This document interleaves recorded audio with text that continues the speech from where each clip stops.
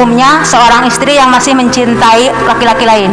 Assalamualaikum warahmatullahi wabarakatuh. Na'udzubillah.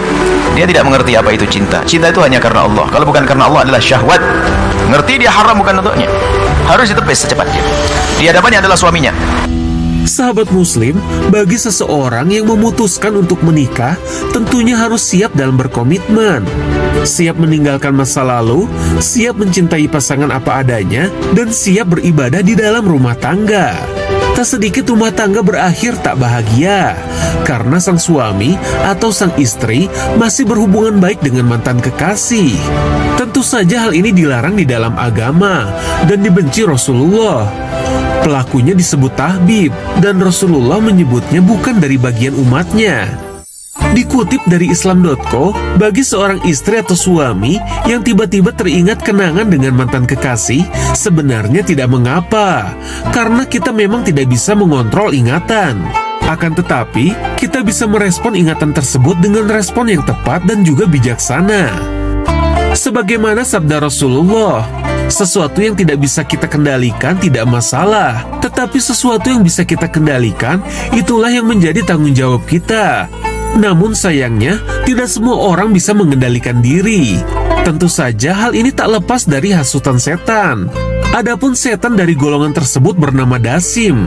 Setan jenis ini sangat dihormati di kalangan setan, karena kecerdasan dan kehebatannya di dalam menghancurkan rumah tangga.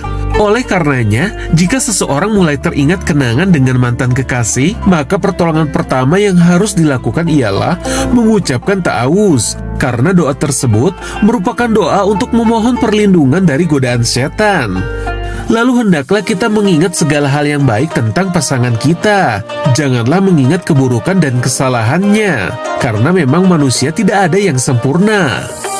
Dr. Id Abdullah Al-Qarni di dalam bukunya yang berjudul Jadilah Wanita Yang Paling Bahagia menyebutkan, mengapa kita harus fokus pada satu titik tinta hitam yang menodai selembar kertas putih, selagi di sana masih tersisa lebih banyak ruang. Artinya, untuk apa selalu melihat kekurangan pasangan kita, bila masih ada di dalam dirinya sebuah kebaikan? Dan ingatlah alasan mengapa ia mau menikah dengan kita.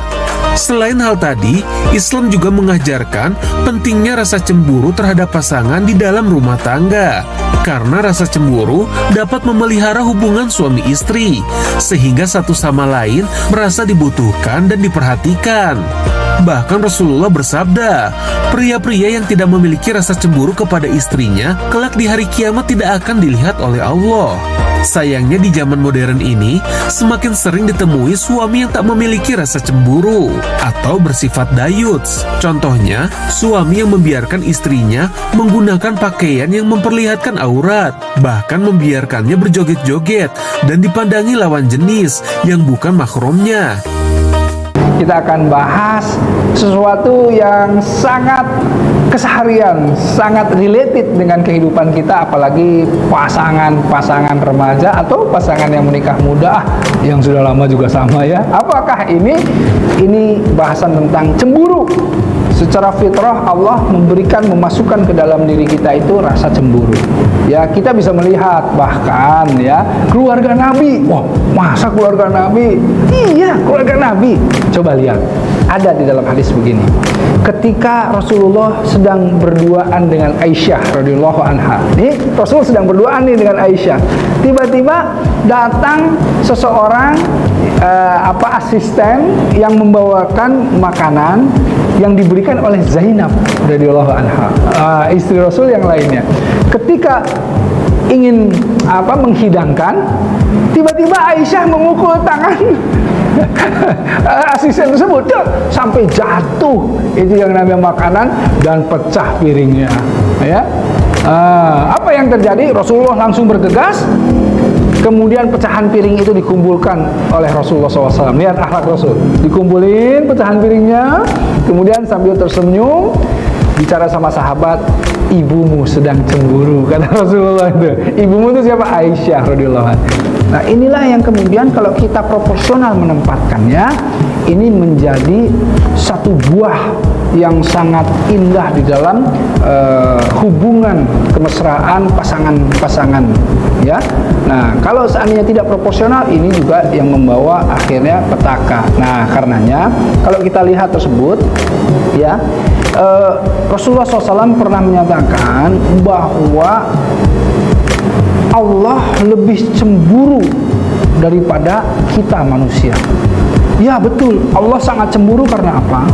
Karena Allah tidak mau Allah itu diduakan oleh kita. Coba lihat, apa dosa yang tidak diampuni oleh Allah? Mati dalam keadaan syirik. Syirik itu artinya apa? Mempersekutukan Allah atau menduakan Allah, iya kan?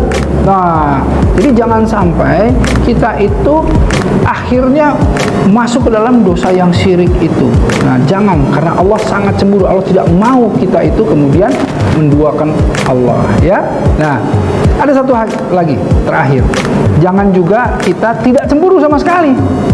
Ada lelaki yang akan masuk ke dalam neraka yang Rasulullah SAW menyatakan bahwa mereka itu adalah para dayuts. Siapa dayuts itu?